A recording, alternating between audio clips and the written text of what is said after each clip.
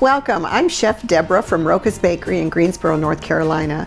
And today we're here, we're going to make an almond puff loaf. And we're going to do two parts to this puff loaf. We're going to make a buttered dough, and then we're going to make a pate choux dough, which is the dough that we use for eclairs and cream puffs.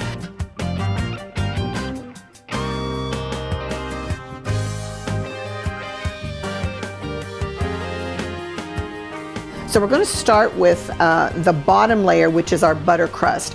We're going to have 1 cup of flour, all-purpose flour, and you don't have to sift this at all. Half a teaspoon of regular table salt, and we're going to mix that together with our fingers. We don't need any special equipment here. And we have 8 tablespoons or 1 stick of good quality butter that is cold. Now, in a lot of my episodes or recipes, you'll hear me say everything has to be room temperature, but when we're dealing with doughs like this, a butter dough or a pie dough or a pate sucre, we want it to be cold so that it gets nice and flaky. So we're just going to smush this butter like we've done in some of our other recipes when we've made doughs like this. We're smushing it with our fingers to coat the butter protein with the flour to make a nice flaky bottom to this wonderful puff pastry. And if you've never had this particular dessert, and I don't even consider it a dessert, it's more like a brunch item or a breakfast food because it has all these two wonderful doughs. It has eggs, and we're going to top it with raspberry jam and sliced toasted almonds and a glaze, and it is absolutely great with a cup of Earl Grey tea if you like teas, or my preference is a nice shot of espresso. So we're going to mix it until it's fairly cohesive like this. It's not sandy. It's still has clumps of butter in it. So we're going to keep mixing it with our hands. This is a good workout for your fingers too. So for those of you who might have arthritis or maybe stiff joints, and this might be a little difficult for you to do, you can definitely put this in a mini food processor because you only got 1 cup of flour and 1 stick of butter. You can actually put this in your mixer too, and with a paddle attachment, and just let it mix around until the butter starts to incorporate, but you don't want it to get to where it's a cohesive dough or a ball of dough. Then you've gone a little too far. But this is what we want it to look like about the size of large and small peas. We don't want it to get any finer than that. And we have a 1/4 cup of cold water, and we're just going to make a little well in the center of our dough. We're going to pour, I don't pour all of the water in normally because depending on the hydration of the flour, how moist the flour is, you might not need all of it. And I would rather add more water than have to add more flour after the butter has already been incorporated. And I'm glad that I did that because you can see the dough is coming together and I didn't use all of the 1/4 cup of water. So we don't, sometimes we just have to let our fingers do the talking here instead of the walking. Let our fingers do the talking so that we can feel the dough. And that's why it's important to get accustomed to using your hands to bake, especially when you're making pastries. So I'm going to take just a touch of flour here and put it on the board, just enough to shape it before I move it over to our sheet pan. Now I've got a sheet pan here that's already been prepped with a piece of parchment. And if you're going to start baking, especially these types of French pastries, or even any pastry, invest in a pack of parchment paper because it's worth it. It's absolutely worth it. I'm just going to pat this. You can see little chunks of butter in it as well, and that's exactly what we want. This is almost like a pie dough, but it's a little wetter than a pie dough. So a pie dough is not quite this wet. But now you can take this recipe and you can make 2 smaller ones if you want to share, or you can make 1 larger one like I'm doing now. So if you want to share this with someone and bless them with that wonderful pastry, then that's a great thing to do. So we're just going to take this then and transfer this to the sheet pan. Let me put this here real quick so I can get it centered so it bakes even. And we want, you don't have to be too fussy. I tend to be fussy about what I do with pastries. I want everything to be uniform. That's just the training that I have. That's about what we want it to look like, a nice rectangle. And so we're going to put that aside, and then we're going to go ahead and clean our counter, and we're going to make the pate choux dough. So we're going to need a medium-sized pot to boil the water in, because we're going to boil and we're going to add the flour there. So there's some things we're going to do on the stove. So we're going to clean this up a little bit and be right back. So we're going to start making our pate choux dough. So we need to have a medium-sized pot, and we're going to put it on medium-high. We're going to place 1 cup of water, and it doesn't have to be cold water, it can be room temperature water. And we're going to put half a teaspoon of salt in the water, and then we're going to put 1 stick of butter in the water, 8 tablespoons. Again, we want this to be a good quality butter. We don't want it to be margarine. Margarine will not work in this recipe. Like I said, I've said before, we don't worry about the calories, we just bless them out as we bake. So we're going to bring this to a boil, and we have 1 cup of flour, all-purpose flour, and I have about a tablespoon of amaretto, a liqueur, which I like to use in this recipe. You can use almond extract, and I would add about a teaspoon of almond extract if you're using the extract or the emulsion. So we're going to bring this to a boil, and what we're going to do is, it's going to seem unnatural. We're going to dump the entire flour right into this hot mixture, and you need a nice heavy wooden spoon, because we're going to beat this hard, and we're going to cook the flour mixture with the water until it gets shiny and starts sticking actually to the bottom of the pan. And then we're going to immediately transfer it to your stand mixer fixed with a paddle attachment. So the water is boiling, so we're going to dump, we're going to turn the speed down a little, or the temperature down just a little bit, and we're just going to start beating this flour into the water. And it's going to get very stiff. Let me get my towel to hold that. Its handle's a little hot. I don't know if you can see that, but you don't want to turn the heat off. You just want to beat, beat, beat, beat, beat, and get your muscles a workout. And as you can see, it's starting to come away from the sides of the pan. It's forming a ball. You still want to beat, beat, beat, because it's not sticking. You're just not putting a film at the bottom of the pan quite yet. So we don't want to take it off the heat. And this is actually the process of cooking the flour flavor, or the flour taste, out of the dough. And it's the same process like if you're making a gravy and you use flour instead of cornstarch as the thickening agent, or you're making a roux to thicken a cheese sauce. You need to cook it long enough to cook the flour taste out of it and the grittiness that the flour might leave. So now this is about where we want it to be. Again, this is a good workout for your muscles.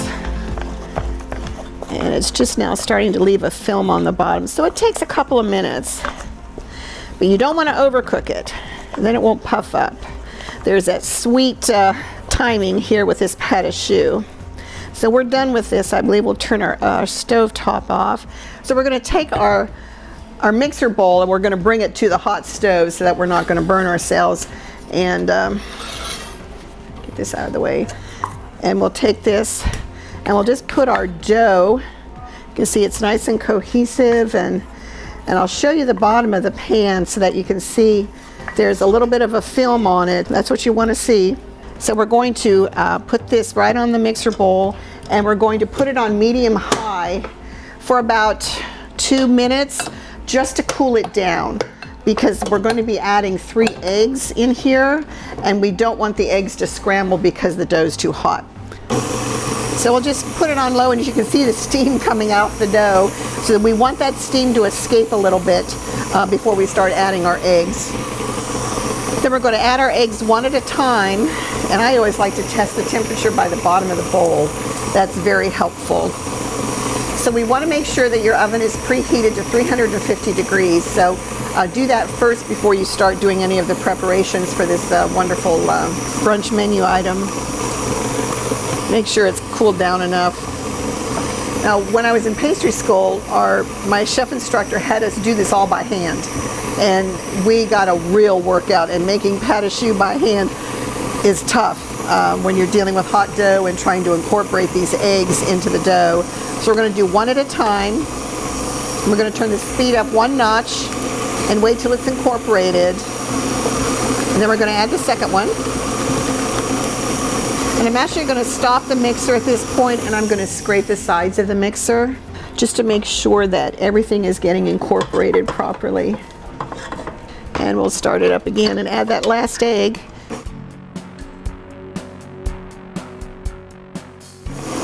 And once it's nice and smooth, we're going to go ahead and add our extract or the amaretto, whatever you're using.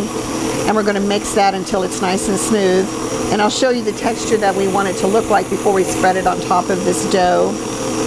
And it doesn't take long to put this together. Now, if you want to make the pate choux dough and just pipe it on in little circles or little dollops and make cream puffs or eclairs, you can pipe them in long tubes, and there, it's done. You can make eclairs or cream puffs or profiteroles. Fill it with ice cream and you have a profiterole. Nice fancy name for an ice cream sandwich, huh? So this is this texture that we want the dough, nice and smooth, and just so that it kind of plops off the spatula or the beater. We don't want it to be runny. If it's runny, you've added too much water or something has gone, or the eggs might be too large. You don't want to use extra large or jumbo eggs, because then you have to alter the dry ingredients to compensate for the extra liquid. So use large eggs for this recipe.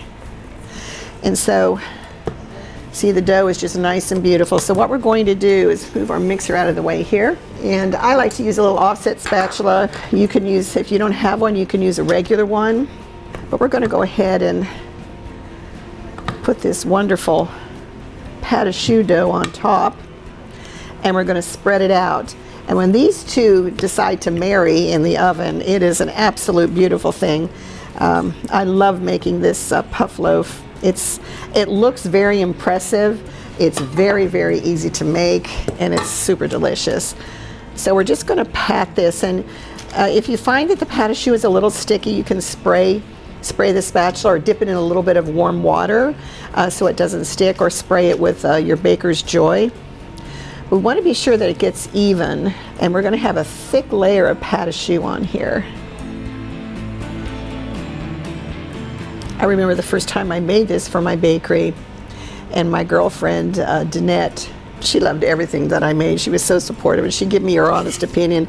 This quickly became one of her favorite dessert treats or brunch treats, and she'd come in on Saturday mornings and sit there with her coffee and her espresso and enjoy our wonderful puff loaf. So this is ready to go into the oven just like this. It's going to take about 50 minutes, 55 minutes, depending on how your oven bakes. So start checking it at about 35 minutes. It's going to start puffing up and looking golden. You want it to be golden brown when you pull it out of the oven. So we're going to put this in the oven, and we'll come back and finish it off. We'll see you in a little bit. So we're back with our finished puff pastry. When we took it out of the oven, it was about this tall, and it settles down a little bit, which is exactly what we want it to do. So we're going to just transfer it to the serving platter, and then we're going to take our raspberry jam. Now you can use apricot jam. Those are the very traditional flavors, and we're going to spread it all over this wonderful puff pastry. A seedless blackberry jam would be a different flavor for this, but I have found that the raspberry and the almond, or the apricot and the almond, marry really well, more so than any of the darker blueberries or blackberries would. So we just want to spread it around like that. Then we're going to just liberally just toss our slivered almonds that have been toasted. Heavy coating of the almonds, because we want that crunch and all the mouth textures on here. That is just beautiful, with a soft, delicious, buttery texture of the doughs that are baked together, and then the almonds. Now we've made our glaze, and if you've watched any of our episodes, the glaze are easy to make. It's the nectar of the bakery. It's confectioner's sugar and a little bit of vanilla. Could be a half a teaspoon to a teaspoon, depending on how much you start with. But we started with about 2 cups of powdered sugar and maybe an eighth of a cup of milk and a half a teaspoon or teaspoon of vanilla. But we want a consistency like this so that it drizzles pretty nicely over the top. And we're going to be very liberal with this as well. This is great for Christmas. I sell a lot of this for Christmas and New Year's mornings at the bakery. People order this ahead of time so that they don't have to think about what they're going to serve their family for breakfast. They can just, you know, pick one of these up, or we can deliver for them. But so we wanted to get a nice good coating about this. And I'm going to give a big shout out to the film crew and our director here. They're patiently helping me do these videos, and their mouths are watering. I can hear them waiting to try this puff pastry. And then we're going to take and we're going to dust it with just we don't have enough sugar on top of this already. We're just going to dust it with just a little bit of powdered sugar like this.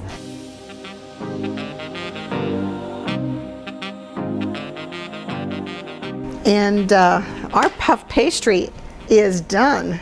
It's a beautiful thing to behold. And we're going to let it cool a little bit longer. We want to put all of this on the loaf when it's warm so that everything just kind of marries together and gets all gooey together. So when you're cutting this, let it cool for about 15 minutes longer, and then feel free to cut it and enjoy it with your family. This is Chef Deborah from Rocca's Bakery in Greensboro, North Carolina. Visit us at roccasbakery.com. We're on Instagram and Facebook. And visit our online store. We have wonderful treats that we ship nationwide, pastries and cookies and bars, and we make great lemon bars and all things French, Italian, and Southern. So until next time, we'll see you later.